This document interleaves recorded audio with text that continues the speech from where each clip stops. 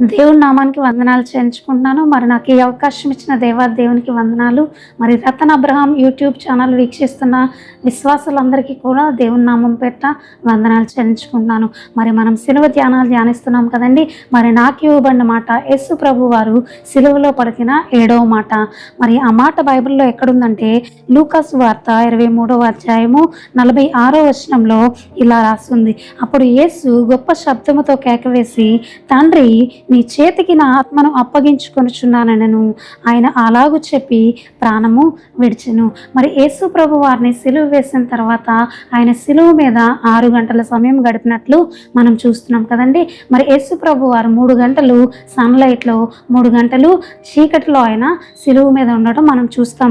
ఆయన పలికిన ప్రతి మాట కూడా చాలా విలువైనది, అలాగే చాలా ప్రాముఖ్యత కలిగినది. మరి ప్రతి మాట ద్వారా కూడా మనము ఒక గొప్ప లెసన్స్ మనం నేర్చుకోవచ్చు.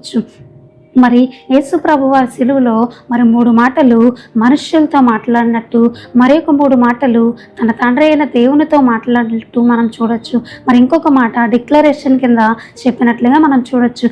మరి మొదటగా యేసు ప్రభు మనుష్యులతో మాట్లాడిన మాటల్లో మరి ఒక మాట ఏంటంటే, తన పక్కన ఉన్న దొంగతో ఒక వాగ్దానం చేశాడు. ఏమనంటే, నేడు నీవు కూడా నాతో పాటు పరదేశంలో ఉందువు అని. మరి రెండవదిగా ఏం మాట్లాడారంటే, తన తల్లికి ఒక ఆదరణ కలిగించే మాట. అదేంటంటే, అమ్మ ఇదిగో నీ కుమారుడు అని చెప్పినట్లు మనం చూడొచ్చు. మరి మూడవదిగా మరి మనుషులతో ఏమని మాట్లాడారంటే, దప్పిగొనుచున్నాను అని చెప్పి ఒక ఆక్రందన ఆయన చేయడం మనం చూస్తాం. అలాగే మరి యేసు ప్రభు వారు 3 మాటలు తండ్రితో మాట్లాడారు కదండి. అది అందులో ఏంటంటే ఒక మాట ఫర్గివ్నెస్, క్షమాపణ మాట. తండ్రి, మీరేమి చేయించున్నారో మీరు ఎరుగరు గనుక వీరిని క్షమించుము అని చెప్పారు. మరి రెండవదిగా లెమెంటేషన్, విలాపము. ఏమనంటే, నా దేవా నన్ను ఎలా చేయి విడిచితివి అని. మరి మూడవదిగా ఆయన ఏం మాట్లాడారంటే, తను ఒక సంతృప్తితో, ఒక సమర్పణతో తన తండ్రి అయిన దేవునికి తన ఆత్మను తన తండ్రి అయిన దేవుని చేతికి అప్పగించినట్లు మనం చూస్తున్నాం. అలాగే డిక్లరేషన్గా సమాప్తమైనది అని చెప్పి ఆయన చెప్పడం మనం చూస్తూ ఉన్నాం కదండి. మరి యేసు ప్రభు వారు ఒక ఉద్దేశంతో ఈ భూమి మీదకి వచ్చారు కదా, ఒక పర్పస్తో ఆయన వచ్చారు. మరి మనందరి పట్ల కూడా దేవునికి ఒక పర్పస్ ఉంది. మరి యేసు ప్రభు వారికి ఇచ్చిన పని ఆయన నమ్మకంగా కంప్లీట్ చేసి ఆయన అసమాప్తమైంది అని చెప్పడం మనం చూస్తాం కదా. మరి మనం ఈ సృష్టిని చూసినట్లయితే మరి యేసు ప్రభు వారు 6 రోజుల్లో ఈ సృష్టి అంతటినీ కూడా కంప్లీట్ చేసి 7వ రోజు ఆయన విశ్రాంతి తీసుకున్నట్లు మనం చూస్తాం కదా. అలాగే ఈ సిలువలో 6 మాటలు కూడా 6వ మాటలో ఆయన మొత్తము సమాప్తమైంది. మరి ఆయనకి ఏదైతే పని ఇవ్వబడిందో మరి యోహాను సువార్తలో ఉంటుంది. యోహాను 17:4వ వచనంలో, చేటుకు నీవు నాకు ఇచ్చిన పని నేను సంపూర్ణంగా నెరవేర్చి భూమి మీద నేను మహిమపరిచితిని. మరి ఆయనకి ఏదైతే పని ఇవ్వబడిందో ఆ పని అంతటినీ కూడా ఆయన సిలువలో సమాప్తం చేసి మరి సృష్టిని ఎలా అయితే 6 రోజుల్లో కంప్లీట్ చేసి 7వ రోజున ఆయన విశ్రాంతిని తీసుకున్నారో, అలాగే సిలువలో కూడా ఆయన 6 మాటలు చెప్పి సమాప్తమైందని చెప్పి 7వదిగా తన ఆత్మను తన తండ్రికి అప్పగించుకుంటూ ఆయన విశ్రాంతి తీసుకోవడానికి ఇష్టపడినట్లుగా మనం చూడొచ్చు. కాబట్టి ఈ సృష్టి క్రమానికి అనుగుణంగా ఈ సిలువలో 7 మాటలు ఉన్నాయని చెప్పి చాలామంది భక్తులు చెప్పడం మనం చూస్తూ ఉంటాం కదండి. అలాగే కీర్తనలు 31వ అధ్యాయం 5వ వచనం చూసినట్లయితే, నా ఆత్మను నీ చేతికి అప్పగించుకుంటున్నాను, నన్ను విమోచించువాడు నీవే.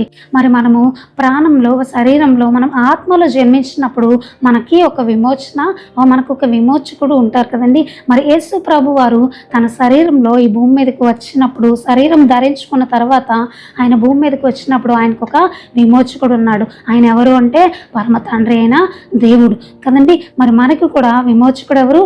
తండ్రి అయిన దేవుడు. మరి ఆయన పుట్టిన తర్వాత ఆయన ఏ పని చేసినప్పటికీ, ఆయన మాటలు అవ్వచ్చు, ఆయన తలంపులు అవ్వచ్చు, ఆయన చేసిన స్వస్థత అవ్వచ్చు, ఆయన చేసిన ప్రార్థన కావచ్చు, అలాగే ఆయన అనేకులకి వారి పట్ల చేసిన అద్భుతాలు కావచ్చు, సూచక్రియలు కావచ్చు, ఇవన్నీ కూడా దేవుడు తండ్రి చిత్తానుసారంగా జరిగించినట్లు మనం చూస్తాం కదా. మరి మనందరిలో కూడా తండ్రికి ఒక చిత్తం ఉంది మనందరి జీవితాల పట్ల. మరి మనం కూడా మన జీవితాలని తండ్రి చిత్తానుసారంగా మలుచుకోవాలి. తండ్రి చిత్తాన్ని మన జీవితంలో మనం జరిగించే వారిగా ఉండాలని చెప్పి ఈ మాట ద్వారా మనం నేర్చుకోవచ్చు. అలాగే మరి యేసు ప్రభు వారు చేస్తున్న ప్రతి పని కూడా ఆయన చిత్తానుసారంగా చేసినట్లు మనం చూస్తా ఉన్నాం. మరి ఈరోజు నీ జీవితంలో ఆయనకు ఒక చిత్తం ఉంది. మరి నువ్వు ఏం చేస్తూ ఉన్నావు, నీ తలంపులు ఎలా ఉన్నాయి, నువ్వు చేస్తున్న పని, నీ ప్రవర్తన ఇదంతా కూడా లోకానుసారంగా ఉందా, లేదంటే తండ్రి చిత్తానుసారంగా నువ్వు చేస్తూ ఉన్నావా, అది మనల్ని మనం పరీక్షించుకోవాలండి. ఎందుకంటే మనల్ని దేవుడు ఒక ఉద్దేశంతో, ఒక ప్రణాళికతో ఈ భూమి మీదకి తీసుకొచ్చాడు కదండి. కాబట్టి మన పట్ల ఆయనకున్న ప్రణాళిక ఏమైందో, మన పట్ల ఆయన చిత్తం ఏమైందో దాన్ని జరిగించేవారిగా మనం ఉండాలని దేవుడు ఇష్టపడతా ఉన్నాడు. మరి రోజు నుంచి మన జీవితాలు మన తండ్రి చిత్తానికి అప్పగించుకుని ఆయన చిత్తానుసారంగా మనం ప్రవర్తించేవారిగా ఉండాలని ఈ మాట ద్వారా దేవుడు మనతో మాట్లాడుతూ ఉన్నాడు. అలాగే మనం చూసినట్లయితే యేసు ప్రభువాన్ని సిలువ వేసినప్పుడు చాలామంది అంటూ ఉంటారు కదా, ఆ ఫోటో చూసిన వారు కానీ లేదంటే యేసు ప్రభువుని అలా చూసిన వారు కానీ ఏమంటూ ఉంటారంటే, ఆయన దేవుడు కదా, ఆయన చేతులకున్న మేకులు ఆయన తీసుకోలేడా, ఆయన ప్రాణాలు ఎవరో తీసేయడం ఏంటి అని చెప్పి అనుకుంటూ ఉంటారు కదండి. మరి మన బైబిల్లో చూసినట్లయితే పక్కన దొంగే చెప్తాడు ఏమనంటే, లూకా సువార్త 23వ అధ్యాయము 39వ వచనంలో ఇలా రాయబడి ఉంటుంది, వేలాలు వేయబడిన నేరస్తుల్లో ఒకడు ఆయన్ను దూషించుచు, నీవు క్రీస్తువు కదా, నువ్వు రక్షించుకునము, మమ్మను కూడా రక్షించమని చెప్పాను.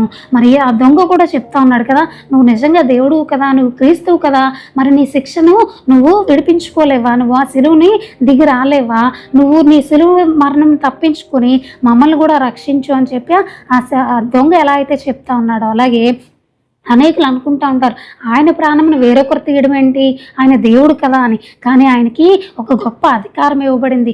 ఆయన ప్రాణాలు ఎవరో తీయలేదు. కానీ మనం బైబిల్లో చూసినట్లయితే యోహాను సువార్త 10వ అధ్యాయము 17-18 వచనాల్లో ఇలా రాయబడింది, నేను దానిని మరలా తీసుకున్నట్లు నా ప్రాణము పెట్టుచున్నాను, ఇందువలననే నా తండ్రి నన్ను ప్రేమించుచున్నాడు, ఎవడును నా ప్రాణము తీసుకునడు, నా అంతటా నేనే దాన్ని పెట్టుచున్నాను, దాన్ని పెట్టుటకు నాకు అధికారం కలదు, దాన్ని తీసుకొనుటకు నాకు అధికారం కలదు అని చెప్పి దేవుడు మాట్లాడడం మనం చూస్తామండి. మరి యేసు ప్రభు ప్రాణాలు ఎవరో తీయడం కాదు, కానీ ఆయన మన కొరకు ఆయన ప్రాణాలను పెట్టడం మనం చూస్తూ ఉన్నాం.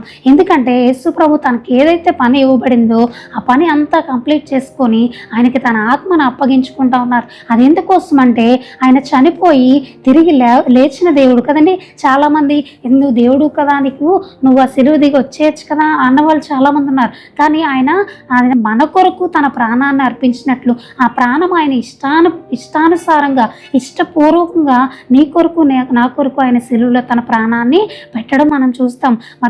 మరి యేసు ప్రభు వారు చనిపోయి పాతి పెట్టబడి మరి 3వ దినంన ఆయన మరణాన్ని జయించి మృత్యుంజయుడై పునరుద్ధాన శక్తితో ఆయన తిరిగి లేవడం మనము చూస్తాం కదండి.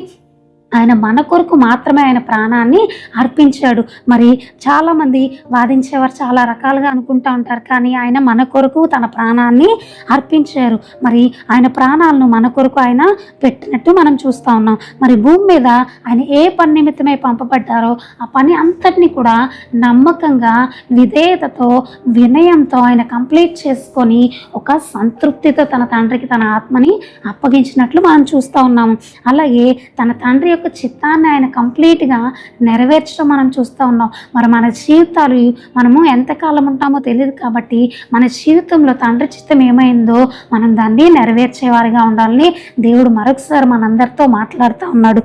అలాగే యేసు ప్రభు వారు ఆ మాట చెప్పినప్పుడు ఆయన బిగ్గరగా కేకవేసి, తండ్రి నీ చేతికి నా ఆత్మను అప్పగించున్నాను అని చెప్పిన తర్వాత మరి దేవాలయపు తెర పైనుండి కిందకి చెరగడం మనము చూస్తాం కదండి. మరి ఆ పరిశుద్ధ స్థలానికి అతి పరిశుద్ధ స్థలానికి మధ్యలో ఉండే ఆ తెర ఆ మాట తర్వాత అది చిరిగిపోవడం మనం చూస్తాము.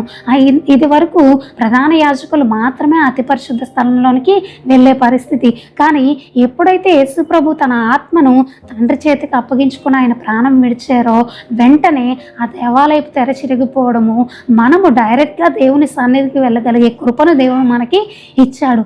మరి కదండి, మరి ఒకప్పుడైతే ప్రధాన యాజకుడు మాత్రమే వెళ్ళేవారు, కానీ ఈరోజు నువ్వు నేను దేవుని సన్నిధికి డైరెక్ట్గా వెళ్ళగలిగే కృపను, మనం ఆయనతో డైరెక్ట్గా మాట్లాడగలిగే కృపను ఆయన చేసిన ఆ త్యాగం వల్ల, శిలువ త్యాగం వల్ల మనందరికీ దేవుడు ఆ కృపను దయచేసినట్లు మనం చూస్తూ ఉన్నాం. మరి మనం బైబిల్లో చూసినట్లయితే మరి అపోస్తుల కార్యములు 7వ అధ్యాయము 59వ వచనంలో మరి స్టెఫను ప్రార్థన చేయడం మనం చూస్తాం.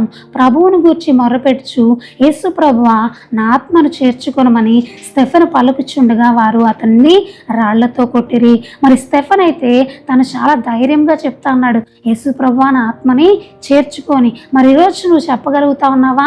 నువ్వు చనిపోతే నీ ఆత్మ దేవుని దగ్గరికి వెళ్తుందో లేదో మరి నువ్వు చెప్పగలవా? మరి స్టెఫన్ అయితే చాలా ధైర్యంతో చెప్పినట్లు మనం చూస్తూ ఉన్నాం. మరి మన ప్రవర్తన, మన తలంపులు, మన మాటలు, మనం చేసే ప్రతి పని అవన్నీ కూడా దేవుని చిత్తానుసారంగా ఉన్నప్పుడు మాత్రమే మనం అలాగా ధైర్యంగా ప్రభువా నా ఆత్మను నీ చేతికి అప్పగించుకుంటున్నాను అని చెప్పి మనం చెప్పగలం కదండి. కాబట్టి ఈరోజు నుంచి మన ప్రవర్తన, మన తలంపులు, మన హృదయ ఆలోచనలు, మనం చేసే ప్రతి పని కూడా తండ్రి చిత్తానుసారంగా ఉందా లేదా అనేది మనం ఎప్పటికప్పుడు మనల్ని మనము పరీక్షించుకునే వారిగా ఉండాలి.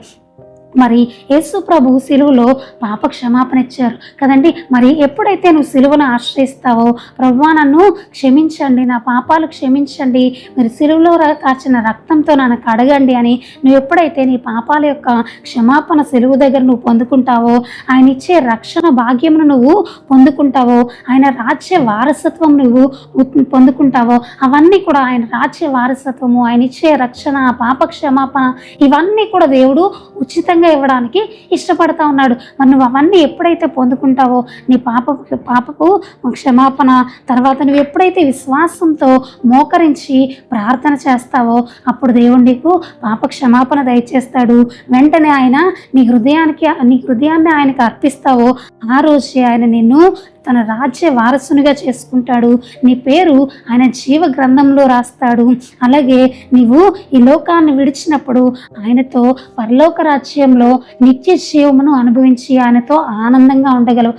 ఈరోజు మరి మనము ఈ లోకాన్ని విడిచినప్పుడు మనం దేవునితో పాటు ఉండాలంటే మన పాపములన్నీ ఆయన సన్నిధిలో ఒప్పుకొని, మరి తండ్రి అయిన దేవునికి యేసు ప్రభు వారు ఎలా అయితే ఆత్మను అప్పగించుకున్నారో మనం కూడా ఈ లోకాన్ని విడిచినప్పుడు మన ఆత్మను మన తండ్రి అయిన దేవుని దగ్గరికి వెళ్ళాలి అంటే మన పాపాలకు క్షమాపణ కలగాలి. కాబట్టి మన పాపములన్నీ యేసయ్య దగ్గర ఒప్పుకున్నట్లయితే మనము ఈ లోకాన్ని విడిచినప్పుడు ఆయనతో పాటు నిత్య రాజ్యంలో నిత్య జీవమును పొందుకునే వారిగా ఉంటాము. ఒక చిన్న ప్రార్థన చేసుకొని ఈ మాటలు మన జీవితాల్లో దేవుడు దయచేసేలాగా మనం ఒక చిన్న ప్రార్థన చేసుకుందాం. యేసయ్యా నీకు వందనములు రాజా, తండ్రి ప్రభువా నీకు వందనములు ప్రభువా, నిజమే దేవా సిలువలో ప్రభువా నీ తండ్రికి నీ ఆత్మను అప్పగించుకున్నట్లుగా ప్రభువా మా జీవితాలను కూడా ప్రభువా నీకు అప్పగించుకుంటా ఉన్నాం ప్రభువా. మా జీవితాల్లో ప్రభువా మీ చిత్తం ఏమైందో ప్రభువా దాన్ని మేము నెరవేర్చేవారిగా ఉండాలని ఆశపడుతూ ఉన్నాం ప్రభువా. యేసయ్యా నీ చిత్తానుసారంగా జీవించే జీవితాలను మాకు మీరు దయచేయమని, మాకు నిత్య జీవమును దయచేయమని సమస్త మహిమగంతా ప్రభావం నీకే చెల్లించుకుంటూ యేసు నామములో ప్రార్థన అడిగి వేడుకొంచున్నాం తండ్రి. ఆమేన్.